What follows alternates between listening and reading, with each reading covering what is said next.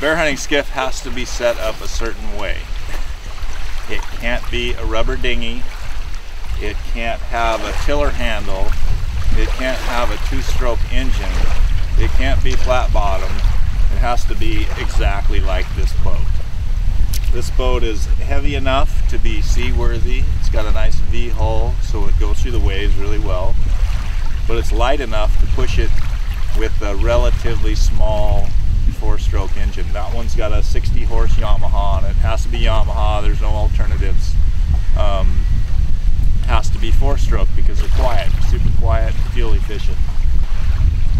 And it has to have a steering wheel. You can't use tiller handles to control your skiff. This skiff right here has a steering wheel, and it has hydraulic tiller, which is super important, and it has electric start.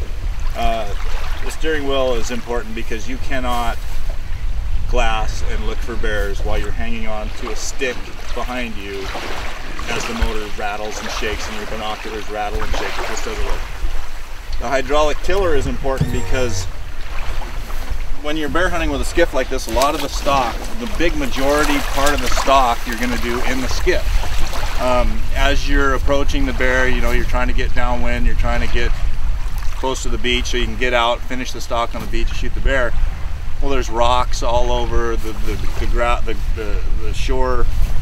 The water depth decreases, so you need to be able to adjust to the depth of your prop on the fly as you go, so that you can gradually raise that thing up to the point to where you can just quietly slip on up onto the beach undetected without having to reach back and move your engine and screw around with that kind of stuff. Another thing is you've got to have comfortable seats in the front. The shooters are going to be in the front of the driver, and it's important that they're safe and secure and have a good place to sit because we're in it 12 hours a day looking for bears. Another thing it needs to have is a bumper, a full length bumper all the way around the hull, which is what this is. This is just some extra large heater hose that's screwed to the top of the boat. It's super heavy duty. It'll last for 10 years. It's important when we're pulling up next to other boats that we have this so we don't dig into the hulls of fiberglass boats, etc. The kayak. You have to have a kayak in your bear hunting boat all the time. The reason you have to have a kayak is because we have up to 20-foot tides here. So what that means is you'll approach it flat at the head of a bay and say the tide is all the way up. So you know the tide's going to go out. It could go out a half a mile, you know, in a gradually sloping bay. So what you do is you drop everyone and all your gear off, and then you take the skiff out a half mile or more, a mile maybe, into the deep water, throw the anchor out, you kayak back in. When you come back from hunting, you know, several hours later, you will have a long walk because the tide's totally out and hopefully your boat is just barely floating. Conversely, the tide could be all the way out.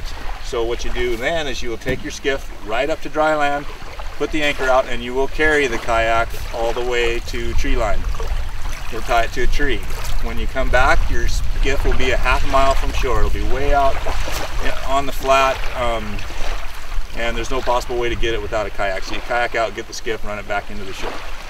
Anyway, that's the reason I have the kayaks.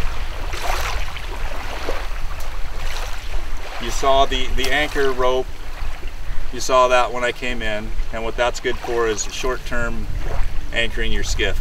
Say that you actually see a bear and you think it's going to be, typically it's really fast, but sometimes you can see a bear and he's in and out of the trees and you don't know if it's going to be a half an hour before you might get a shot. So it's good to be able to shove your boat way out by hand, pull the anchor off and walk the rope, you know, clear up to the trees and tie them to the trees.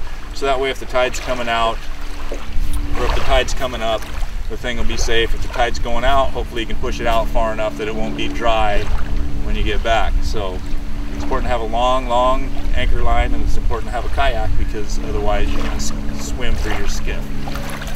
So there's more to it, but that's basically the nuts and bolts of what it takes to build a skiff to kill bears consistently.